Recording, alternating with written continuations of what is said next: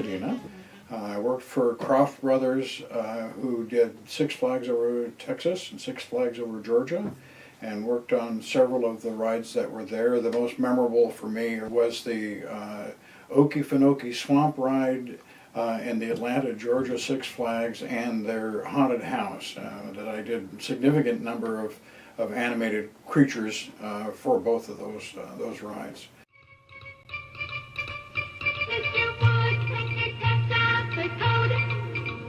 Mr. Fox and Bear are coming down the road.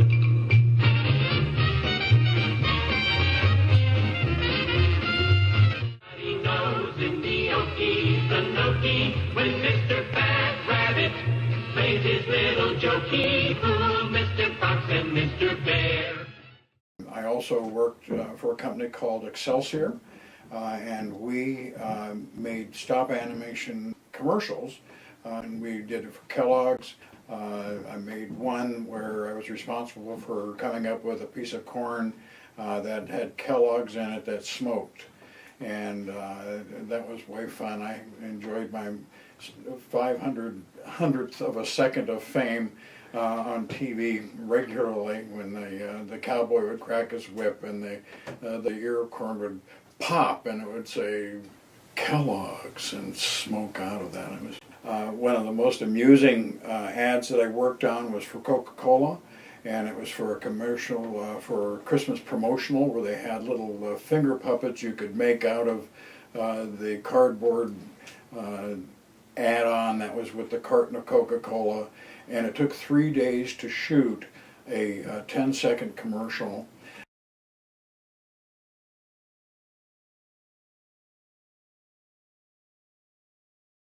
Julia and I decided that we really need to do something about not living in Los Angeles anymore. And of course I knew that there was no, at that time, there was no industry that would support my family with the crafts that I had. So I decided that I would teach myself how to make jewelry and start to build a business. And within a year of deciding that we would move up in 1970, we landed in Eugene, Oregon at Julia's brother's house on April 1st, and then in August of 1970 we were able to get this old crummy house on Wolf Creek Road. This was a house that was an old homestead house that basically was not framed. It was simply board and batten, two-story house with no foundation. The windows were all broken out, but it was $65 a month, and so, you know, that was quite appealing to a person that was used to paying considerably higher rents than that.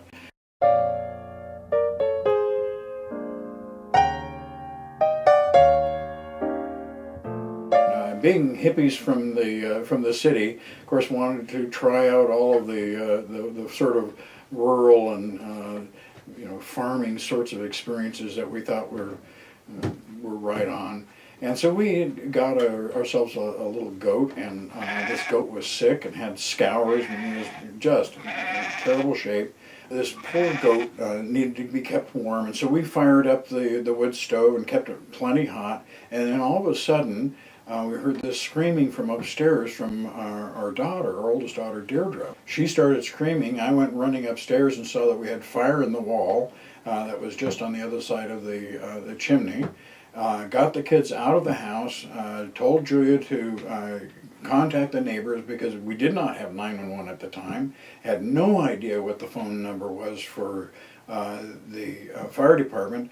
Fire truck came, these wonderful guys showed up, broke the bridge as they drove across the bridge. They hauled in hoses and we hauled in axes and we chopped open the wall. And it did not occur to me at that time to join the fire department. However, we had some snakes in cages that were in the house, and of course the word got out, and folks would come up and knock on the door and say, "Hey, we're with the fire department and we weren't able to make it to your fire last night or the night before.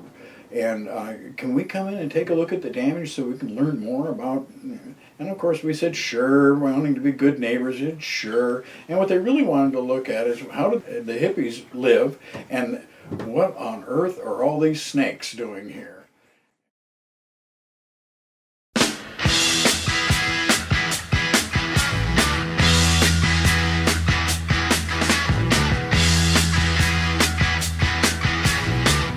didn't get engaged with the fire department until a year later.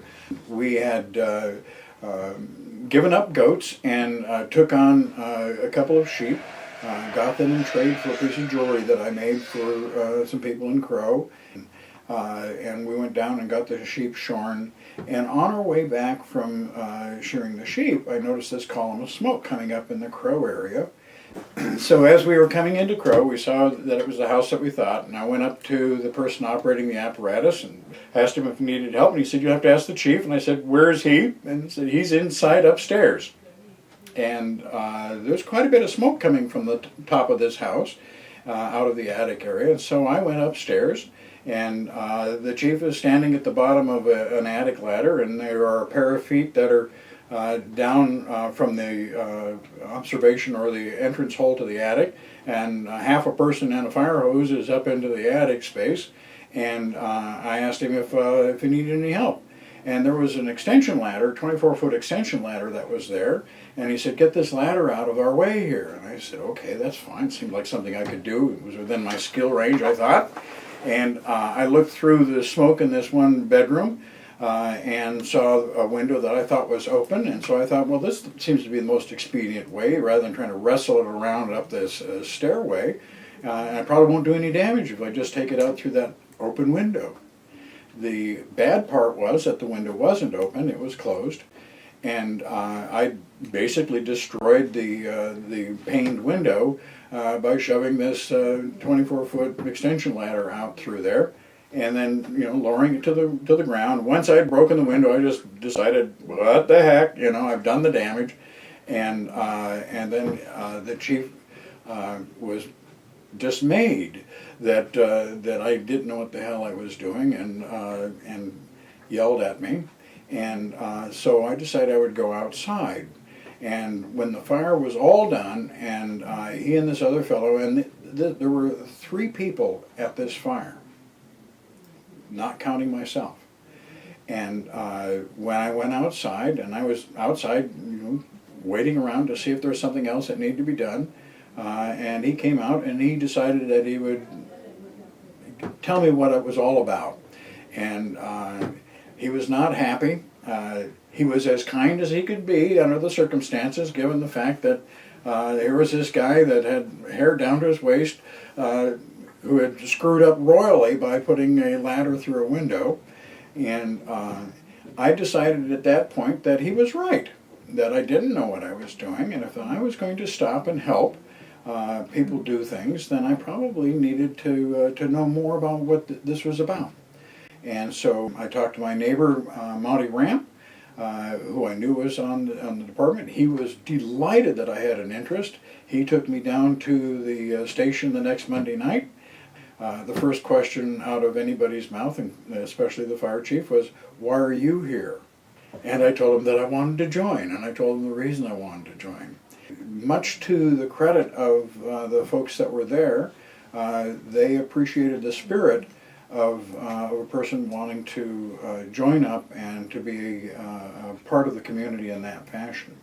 One of the things that they had talked about that night was that they wanted to get a truck painted, and Monty Ramp knew I was an artist and said, "Well, Marty knows how to paint," and I had never painted much of a vehicle other than to paint vehicles with a rattle can. But they asked me if I would be able to do that, and I said yes, if I have some help in preparation of it. Well, on that Saturday, I showed up, and no one else did. And so I just started sanding the truck, and sanded the entire truck, and then the fire chief and I and John Beringer, who was the assistant chief at that time, painted that truck. And it was the first lime green truck on the West Coast. And there was an article that was in Look magazine, or Life, I don't remember which, that had touted this brand new color for fire trucks that was highly visible in absolute darkness, and it was called lime green. And this fabulous paint that cured and healed itself called Imron. And so we decided we would paint that truck that color and in that paint. We did as good a job as a bunch of amateurs could do, and we were pretty proud of it when it was all done.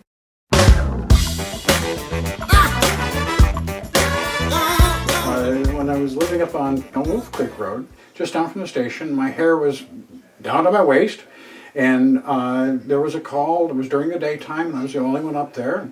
So I got on a piece of apparatus, which was an open cab Seagraves, and fired it up and came charging down the hill. And as I was coming along Crow Road, right here at Doan Road, there was a sheriff deputy, and he immediately pulled up behind me with lights going and siren and carrying on. And my assumption was he was being nice and escorting me to the fire. And so the fire was over on Briggs Hill Road. I'm going down, Erickson, and get on to Pine Grove and go to Briggs Hill and turn the corner, and there we are. And I stop, and he gets out of his car, and he's ranting and raving, coming running up to me. And thankfully, Gary Higgins, the fire chief, came over and said, "What's going on?" And the sheriff said, "I thought this hippie stole that fire truck."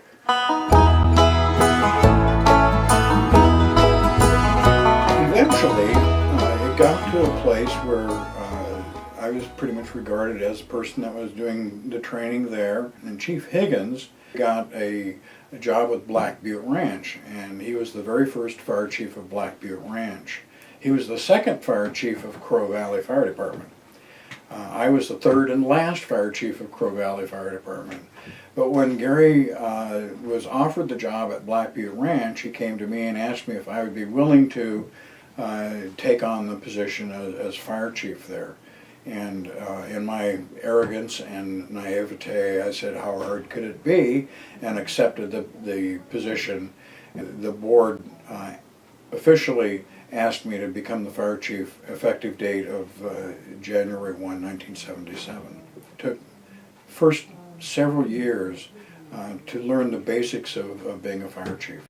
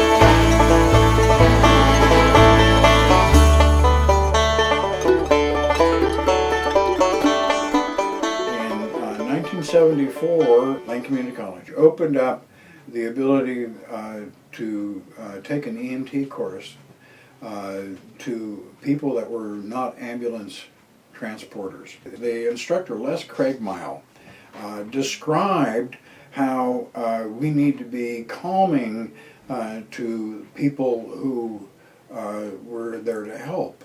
And because I think in pictures, a vision came to me of me with my hair not in a braid or not in my ponytail, but loose, and from the perspective of somebody that would be laying in the street wishing that they had somebody else coming to them than this wild maniac with long red hair flying out behind him, coming at them. And I decided then and there that it was time for me to cut my hair.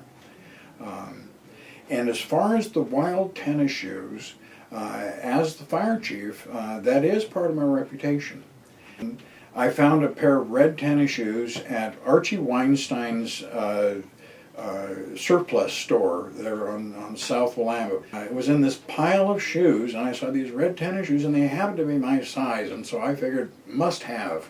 So I bought those, and it intrigued people so much when I would go to classes and to Chiefs conferences.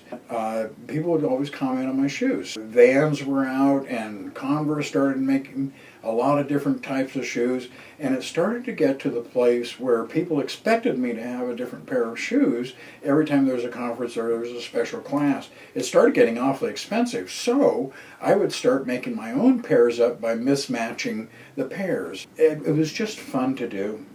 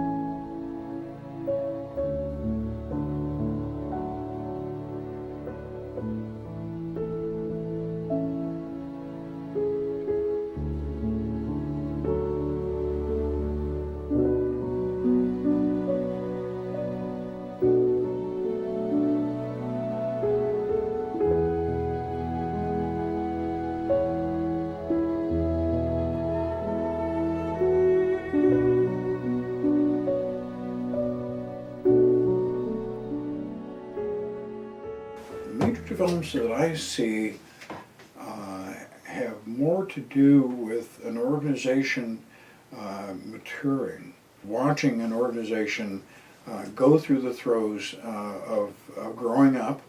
I've noticed us becoming more able to give a greater service to our community and a much higher willingness to give that service from our people.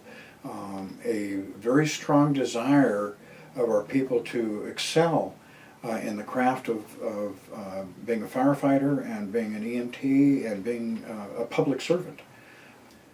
We have always had wonderful people, always. We are a very closely united, loose-knit family, which is an odd way to think about it. It's, many of our people socialize together, many do not. And yet when the alarm goes off and it's time for people to get together and work together, that we seem to be seamless and that we seem to be able to meld all of these different people into one unified task for, I think, excellent outcomes.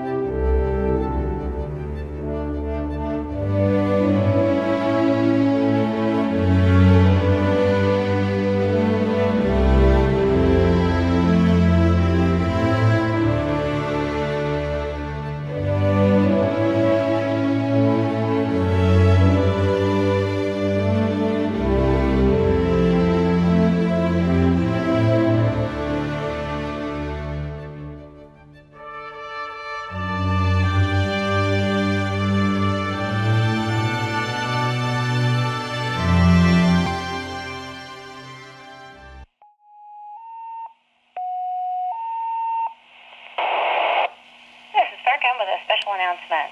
Lane County Fire District Number 1 wishes to acknowledge the official retirement today of Chief Marty Nelson. Marty's career spans 37 years with Crow Valley and Lane County Fire District Number 1. His leadership at the state, county, and department levels will be greatly missed. However, the good news is that Marty will be continuing to work on a part-time contract basis with District 1 until a new chief is selected. Chief Nelson, congratulations on your official retirement. Your incredible work is much appreciated. This is Farrakhan with the last bell and tones for Chief Nelson at 1412 RSK 464.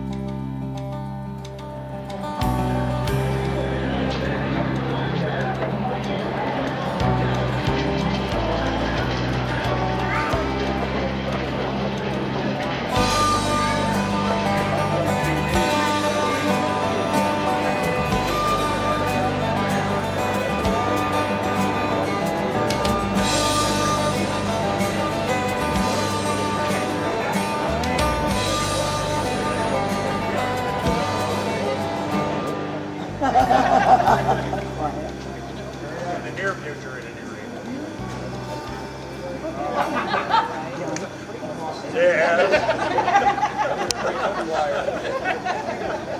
Honor, we have retired the department flag. Holy cow! For you. But this one's not all faded. It's as faded as it's going to get. Thank you for years of service. That's so sweet. What a sweet thing. Thank you.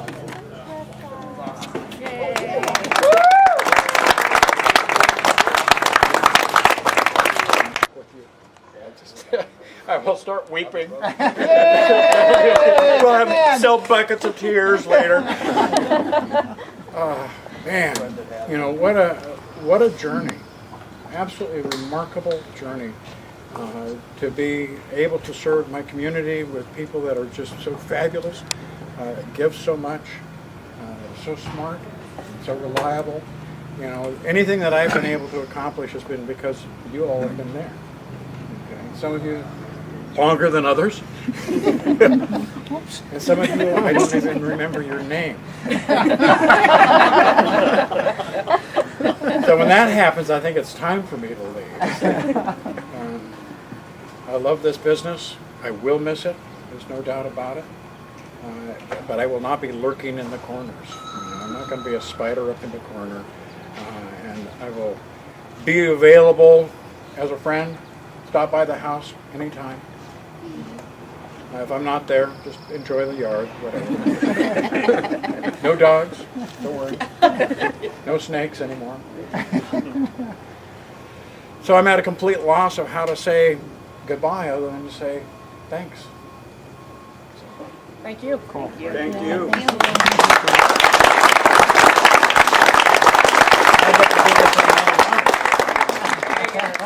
What's this going to do to your seniority?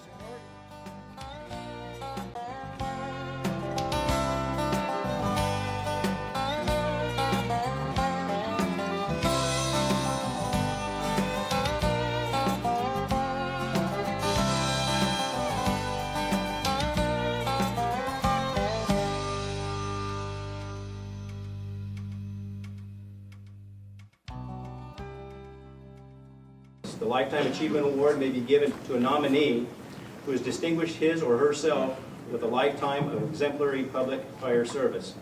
The recipient of this award will have contributed no less than 10 years of service promoting fire and life safety. Their accomplishments should reach beyond the department and should be universally known in the fire service. Marty Nelson of Lane County Fire District 1, would you please come forward? Marty is a life member of the Oregon Fire Chiefs Association, joining the association in 1977. Since that time, he's devoted many hours to various projects and professional development initiatives, many of which have led to the impact both regionally and statewide. A few of Chief Nelson's accomplishments include chairing the State Fire Marshal's Training and Education Master Plan Committee that developed the State Fire Marshal Training Plan, sitting on the State Fire Marshal's Office Blue Ribbon Panel, a participation in the formation of Lane County 911, the Fire Marshal's Law Book Committee, and the State Fire Service Mobilization Committee. He was a board member on the Oregon Fire Chiefs Association Board from 1985 to 1989 and has been a member of the International Association of Fire Chiefs for the last 30 years. The curriculum has been sent to states and provinces across North America to be used as a model for professional development programs. Chief Nelson's dedication and commitment to the fire service is without a doubt what makes him the well-deserving recipient of this year's Oregon Fire Chiefs Association Lifetime Achievement Award.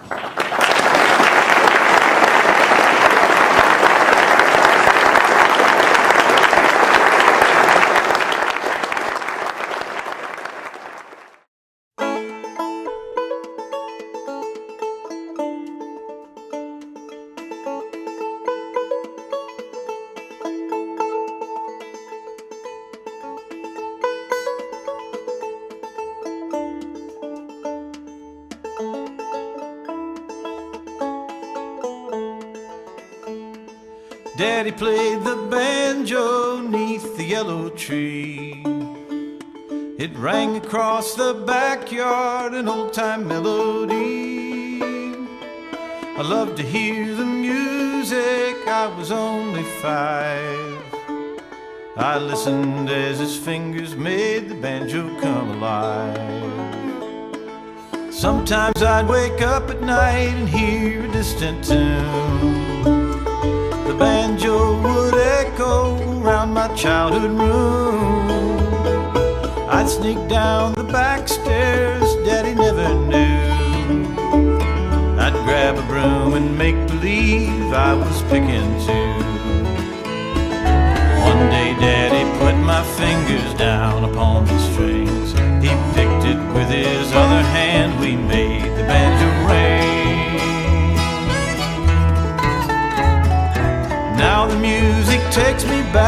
across the yellowed age.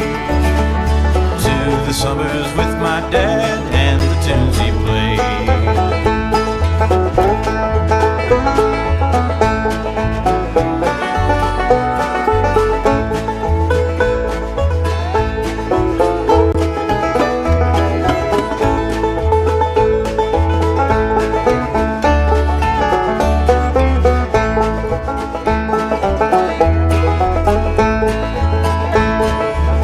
Just telling lies about the things I did.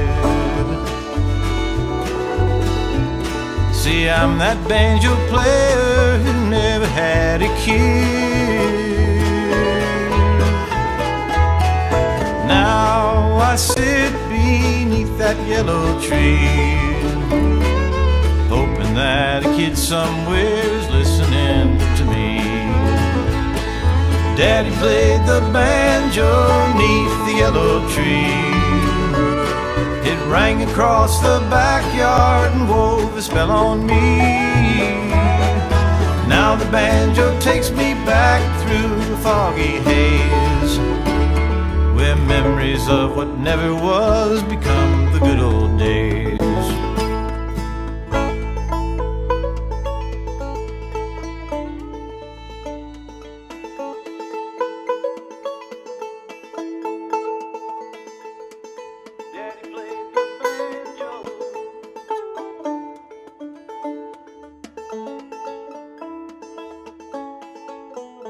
My collection doesn't have anything to do with the nostalgia or toys of my childhood. It has more to do with what I think of the way they look and how they make me feel. I think that there's kind of this central place in the middle of my head where great music really tickles me, comic strips tickle me, cartoons or movies, and when I look at toys, they do that. And I started collecting toys shortly after Julie and I got together, and not in any great extent, because I was into comic books at that time. It's been this, as you can see, incredible passion for quite some time. And I pick up toys wherever I can find them. I look for them everywhere. My toy collection spans from about 1860 is the earliest I have, all the way up to something that I see on the shelf from last week.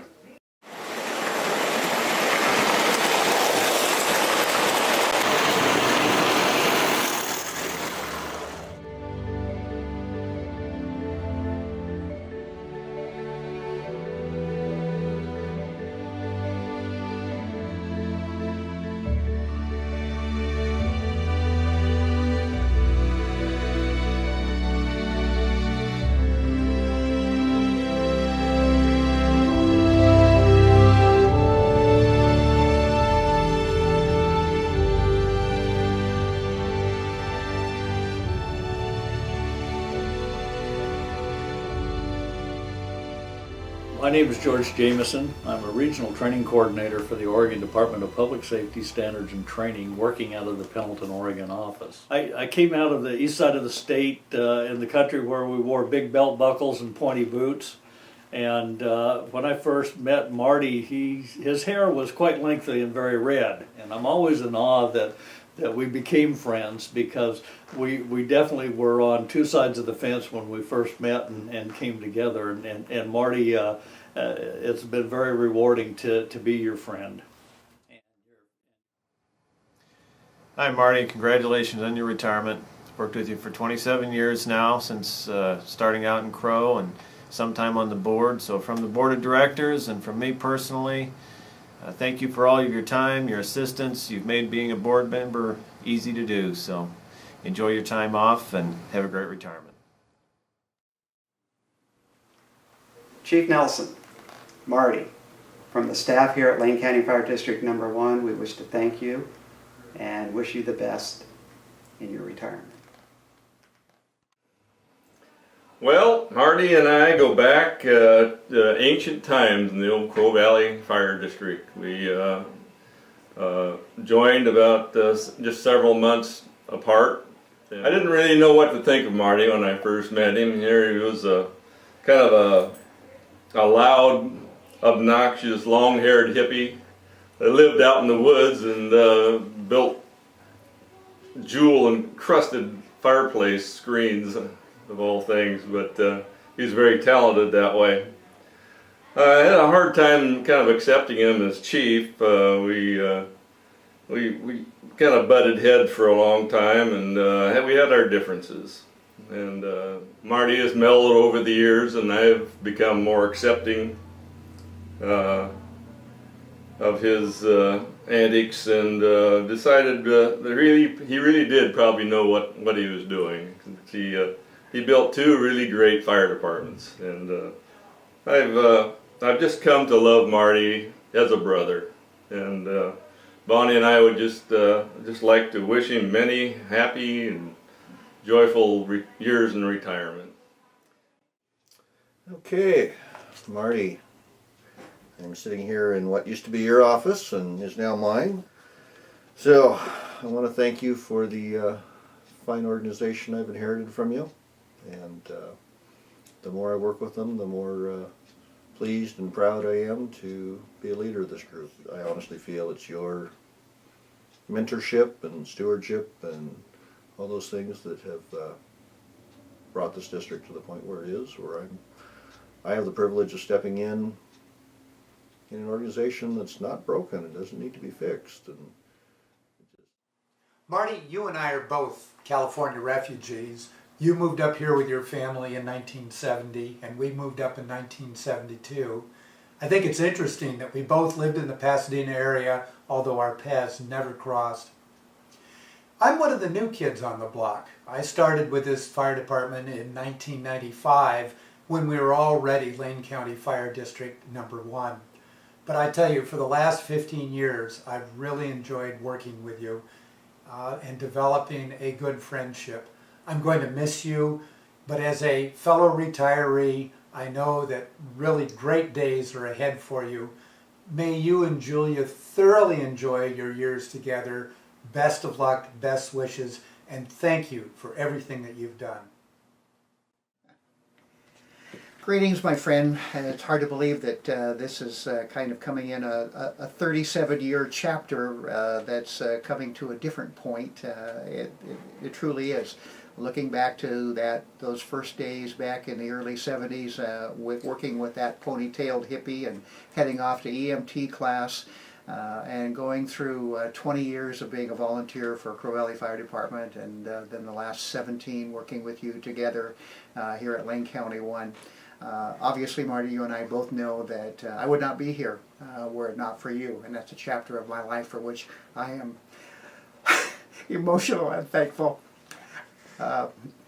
But thanks for all the great friendships that we've had, the toy shows together, the fun that we've had playing softball, and all the other things that have become such an important part of who I am and what our friendship has meant.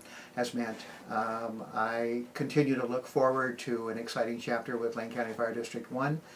There will be an empty spot in it without you here, and yet you and I are both off to new adventures, and at the same time maintaining our friendship, which is very critical and very important. Thank you, my friend. Well, what can I say about my dad that isn't already on the police report, you know? He knows that I love him, he knows that I'm proud of him, and he knows that I can't believe that he moved here 40 years ago as a back-to-the-land hippie artist, and now he's graduating as a pillar of the community. That is just the most wonderful career arc. I mean, so cool. But the main thing I didn't know that he knew, and I don't know this, is when I was in college, my friends knew that my dad was a fire guy, and if they got hurt, they would, like if they stubbed their toe or maybe got bonked with a juggling club, they would go, "Call Marty Nelson, call Marty Nelson, tell him to bring a ladder." I think that sums it up. We just wanted to say congratulations, Grandpa, on retiring, and that we're happy that we don't have to share you with anybody else anymore, because you had us conditioned so that whenever your beeper went off, everything would go silent. And I'm thinking about that now. I think it's really interesting and cool, but now we don't have to share. So congratulations again. And we're happy to be able to see you more often. Yeah, yep, that's my 2 cents is we know you're an incredible man and we're just so proud of you. And we're just looking forward to the more time we get to spend with you and you won't be running off on a run anymore. So, hooray, congratulations, woohoo! Okay.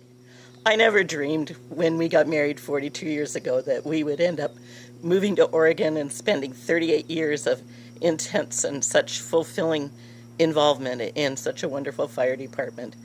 Now we are ready for the next leg of our adventure together, and it's just been such a treat. Thank you, Martino. And I did want to also set the record straight.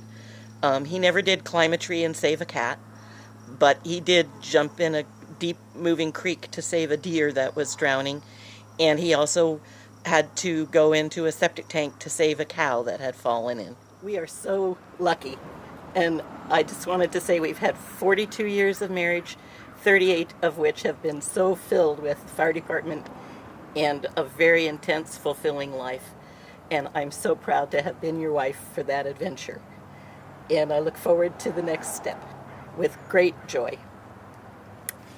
I am amazed that I have had these opportunities. Absolutely amazed. You know, I am the fire chief here at this point because I've earned that position, because I had to test for it and I was awarded that. But up until my actually having to test for it, it was simply by default. It's nothing that I had ever planned in my life. It's not something that I said, oh, I'm going to move to Crow, Oregon and become the fire chief. I love this job. I've loved every day of it.